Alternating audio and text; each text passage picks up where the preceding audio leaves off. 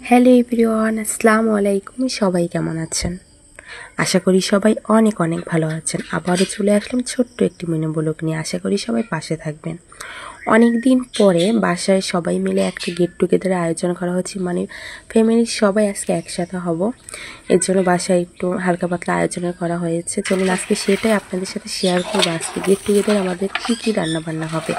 এই তো এখানে আমার মা গরুর গোশ রান্না করতে বসে গেছে। এখানে এসে পরিমাণ মতো মশলাগুলো নিয়ে গরুর গোশ ভালোভাবে হাতে মাখিয়ে তারপর রান্না করবে। আর এখানে বাসায় ভোরবেলায় আব্বু, আমার ভাই, আমার চাচা মিলে গরুর গোশ নিয়ে আসছিল। সেগুলো বাবুচি আঙ্কেল পানি দিয়ে ভিজিয়ে রেখেছিল, যেহেতু অনেক ভোরবেলা নিয়ে আসা হয়েছিল। কারণ এর সাথে যে রক্তগুলো লেগেছিল এগুলো শক্ত হয়ে গিয়েছে, তাই এই জন্য পানি দিয়ে ভিজিয়ে রেখেছিল। এরপর এগুলো ধুয়ে ভালোভাবে পরিষ্কার করে নেবে। আর এখানে এই আঙ্কেল পেঁয়াজগুলো কুচিয়ে নিচ্ছে, আর আমার মা এখানে চুলায় আলাদাভাবে গেস্টের জন্য রান্না করছে। আর এই তো এখন বাবুচি আঙ্কেল রান্না শুরু করে দিয়েছে। এখানে ডেকে পরিমাণ মতো তেল দিয়ে পেঁয়াজ দিয়ে ভালোভাবে ভেজে নেবে। আজকে আমরা বিরিয়ানি রান্না করব।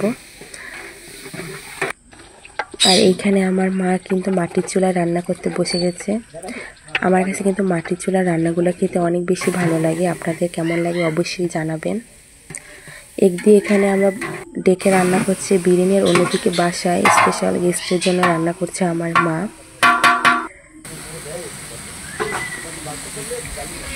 একটু পেঁয়াজটা ভালোভাবে একটু হালকা হালকা ভেজে তারপরে গরম মশলাগুলো দিয়ে দিয়েছে। আর এখানে আমার মা সাগরের মাছ রান্না করছে, রূপচাঁদা মাছ। এতে তার গরম মশলাগুলো দিয়ে ভালোভাবে পেঁয়াজটা ভেজে নেবে লাল লাল করে। আর এখানে সে আঙ্কেল ভালোভাবে গোশগুলো পরিষ্কার করে নিয়েছে। আজকে দেশি কই মাছ রান্না করা হবে। পেঁয়াজগুলো ভালোভাবে ভাজা শেষ। এখানে পরিমাণ মতো দিয়ে মশলাগুলো দিয়ে দেবে এক এক করে। এইখানে মাছগুলো রান্না করা শেষ। দেখুন, দেখতে কিন্তু কালারটা অনেক সুন্দর হয়েছে, সামুদ্রিক মাছ। আর এখানে তারা পরিমাণ মতো মশলা, মানে আদা বাটা, রসুন বাটা, জিরা বাটা, কাঁচা বাদাম, দুধ, মানে বিরিয়ানি রান্না করতে যে যে উপকরণ লাগে সবগুলো দিয়ে ভালোভাবে মশলাটা কষিয়ে নেবে। আসলে আমি প্রথমবার বাবুচিদের রান্না দেখছি একদম কাছ থেকে। এর আগে বাসায় দেখেছি, রান্না করেছে, কিন্তু বাবুচিদের যে রান্নার একটা স্টাইল থাকে ওটাতে আমি একদম চোখ থেকে নিচের কাছ থেকে দেখছি। এরপর মশলাগুলো ভালোভাবে কষিয়ে একে একে গরুর গোশগুলো দিয়ে দেবে।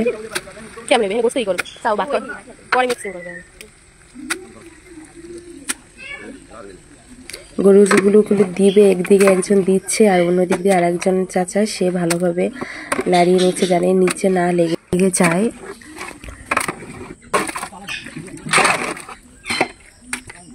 এরপর এটাকে ভালোভাবে কষিয়ে নেবে যতক্ষণ পর্যন্ত তেলটা উপরে না উঠে আসে। এখানে কিন্তু সব ধরনের মশলা অ্যাড করা হয়েছে। এই তো গোশ দিয়ে তারপর এটা ঢেকে দিয়েছে। এরপর একটু পর এটা ভালোভাবে নেড়ে দিবে।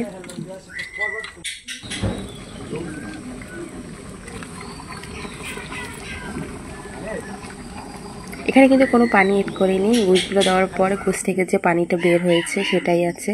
আর এখান থেকে তারা কি পরিমাণ চাল দিবে সেটা এক এক করে মেপে নিচ্ছে।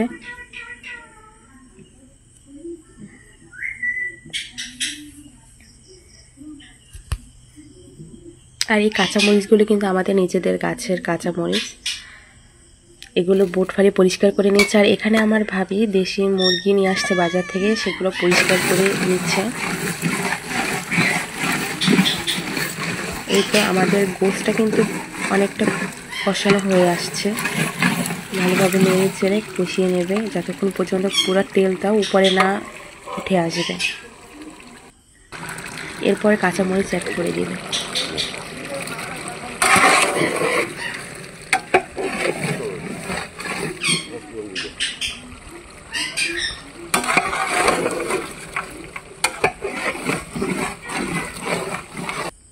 এখন এখানে টমেটো সসগুলো দিয়ে দিবে। টমেটো সস দিয়ে তারপর ভালোভাবে নেড়ে ছেড়ে এটা আবার একটু কষিয়ে নেবে ভালোভাবে। এরপর এখানে গোশটা নামিয়ে নেবে। এরপর এখানে চালটা ফোটানোর জন্য গরম পানি অ্যাড করে নেবে। এরপর গরম পানির ভিতরে পরিমাণ মতো তেল, গরম মশলা কাঁচামরিচ দিয়ে পানিটা ভালোভাবে ফুটিয়ে নেবে।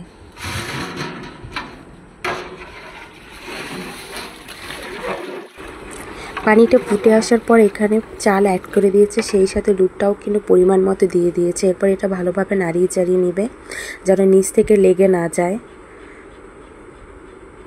আর এইখান দিয়ে আমার মা মুরগির গোশগুলো কষিয়ে ভালোভাবে রান্না করছে। এই যে দেখুন আমাদের কিন্তু বিরিয়ানি রান্নাগুলো প্রায় শেষ হয়ে গেছে। এরপর নিচে নামিয়ে ঢেকে দিবে।